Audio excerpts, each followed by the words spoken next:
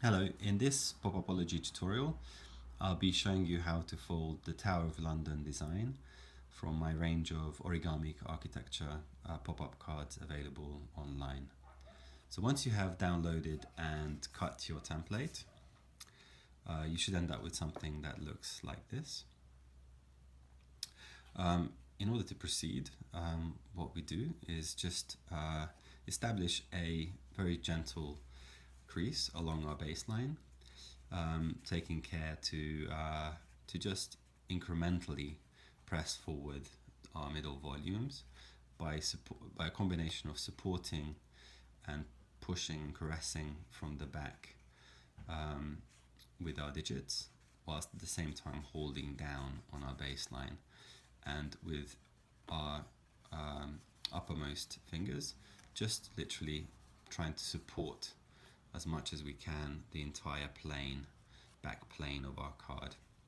So as we're doing that, as you can see, the shapes start to emerge, and you need to be doing this consistently as much as you can right across the plane rather than in isolation, and start to deploy your volumes further and further in incremental small movements until you get to a relatively shallow degree of fold, as you can see here.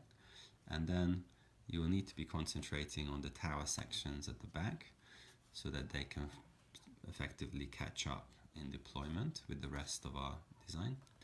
So you just do this with a couple of digits supporting the base, so the base plane from which the towers protrude, and with another finger just pressing out from the back. And as you can see, if you do this consistently with distributed pressure applied across that plane, you'll start to get these sections start to deploy further and further. And now we can go back to our baseline, original baseline, and again just start to bring our shapes forward further until we get to just before we get to a 90-degree deployment, as you can see from the profile view here. And now we want to be concentrating on this front section with our facade features. So you want to, in each of these protruding architectural features, just want to be sort of pressing, almost stroking them out of their background, and go along the entire 4 sections, and then start to bring forward the preceding layer, which is providing the support for these elements, and again applying equal and distributed pressure across that plane. You will see that your card will start to emerge and come forward. And now at this stage you want to be kind of particularly careful with these tabs in the supporting horizontal plane. So it helps to just prop them up with one of your thumbs as you are kind of collapsing and further bringing your creases further and further forward.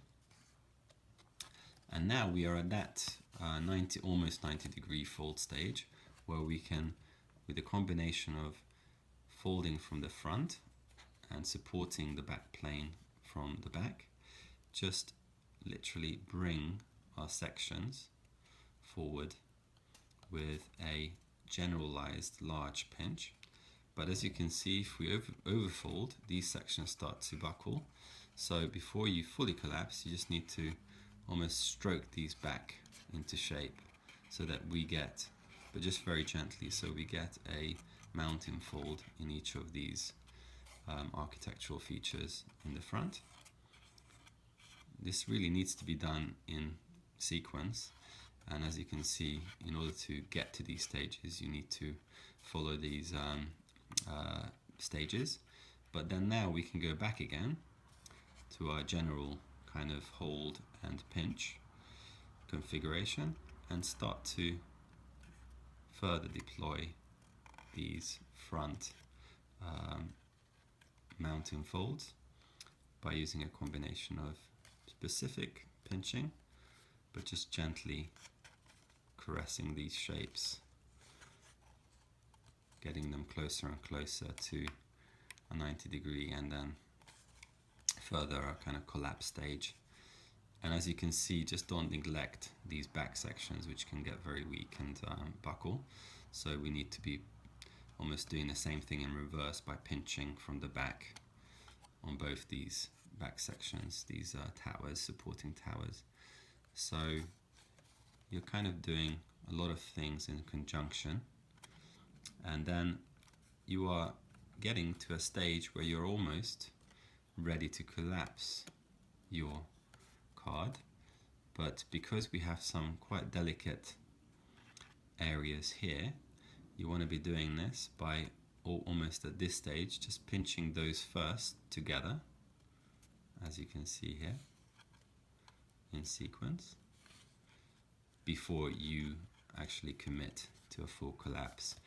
But now that you've done that, and if you now hold your entire shape, your entire volume in both your hands from two sides, and making sure you're applying equal distributed pressure along your volumes, you can start to collapse your piece like so, and end up at the fully collapsed stage.